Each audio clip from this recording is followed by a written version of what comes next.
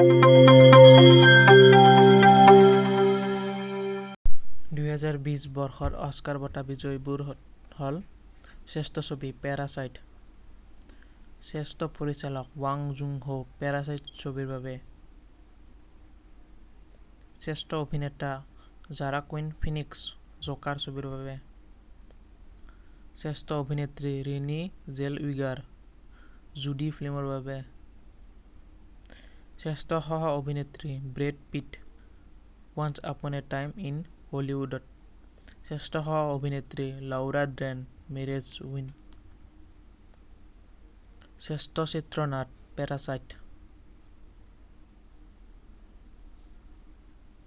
শ্ৰেষ্ঠ এনিমেচন কাহিনী চিত্ৰ টয় ষ্টৰী 4, শ্ৰেষ্ঠ তথ্যচিত্ৰ আমেৰিকান ফেক্টৰী, শ্ৰেষ্ঠ শব্দ মিশ্ৰণ মাৰ্ক ট্ৰেইলৰ আৰু ষ্টুৱাৰ্ট উইলছন 1971 ছবিৰ বাবে, শ্ৰেষ্ঠ সম্পাদনা ফৰ্ড ভাৰ্চেছ ফেৰাৰী